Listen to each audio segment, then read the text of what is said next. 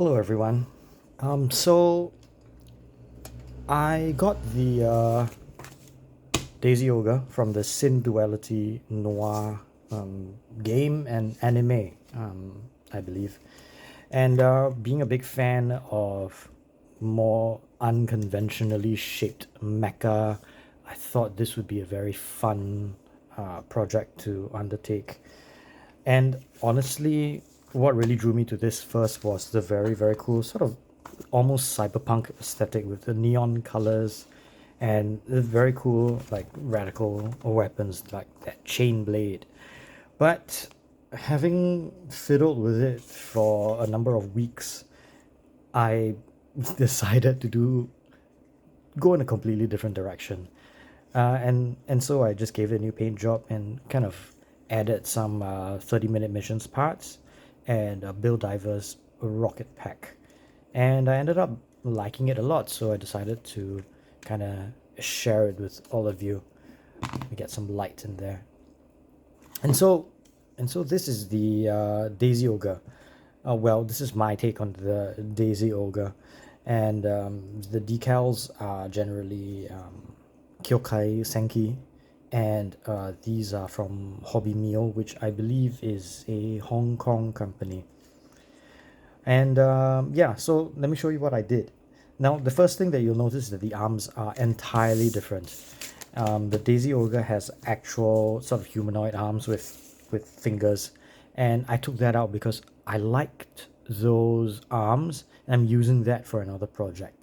But for this, I decided to just use sort of a more Mech Warrior style, almost like a Warhammer dual cannon, particle cannon type of deal.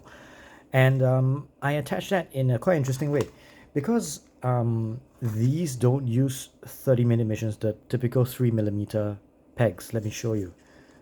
These actually use 4mm pegs, and they are so these actually use 4mm pegs like this. They are attached to the torso like so.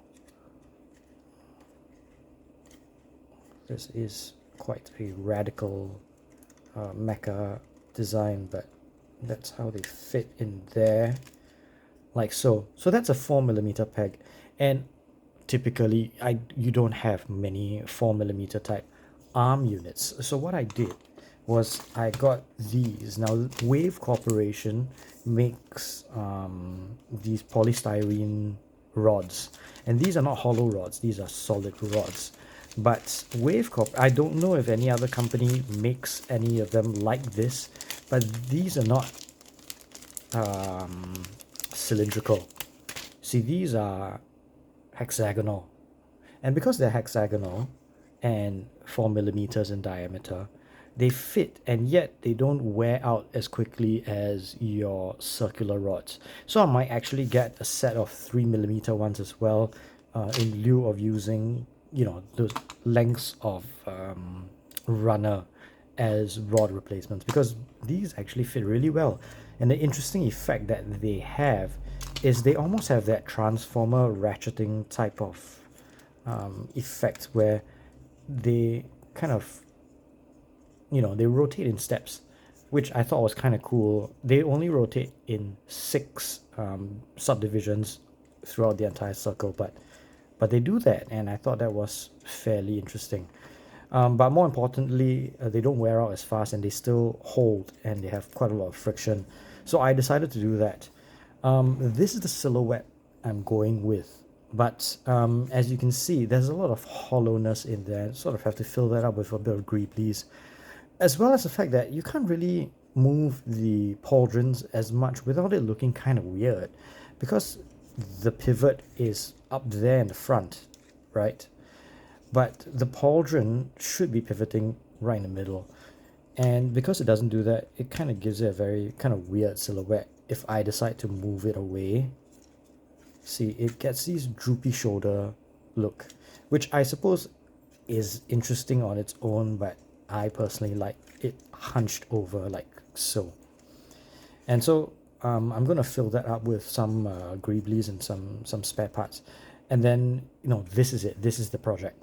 will probably not want to add or remove anything from this. But I did want your opinion on something.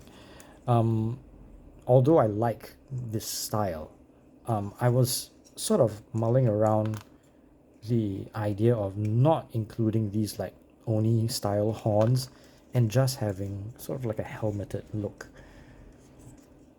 And I don't know what to think about it. On one hand, it's kind of cool, but on the other hand, it doesn't look very balanced.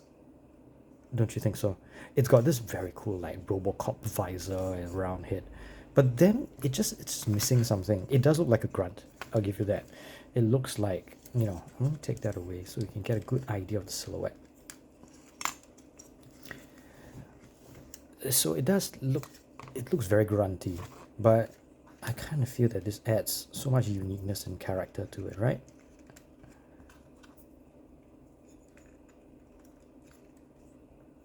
Doesn't it? So I'll probably keep them in, but comment below if you think it's a good idea. Another thing that was interesting was this is from a very, very old kit. This is from an option kit from Bill Divers, and it's sort of an option weapons kit. I don't remember what it's called, so old. And I found this in my bits box, and I decided it adds to that silhouette because it's very broad and squat. So I decided to go with a horizontally mounted rocket launcher instead of those tall, 6-barrel, 6-tube rocket launchers. I'm using this instead. So yeah, so that's what I decided to go with, and I'm kind of happy with how this really turned out. I painted the figures as well. I think they're sort of 148. I know this is not canonical, and these guys have a very specific, color and character, but I didn't watch a single episode of the anime, and I don't play the game, but so I decided to give this guy, he does look like Luke Skywalker, doesn't he? So I gave him that Luke Skywalker from Shadows of the Empire jacket, and the Magus, I believe she's called a Magus, is also painted. I made her a redhead with the same color jacket. So yeah,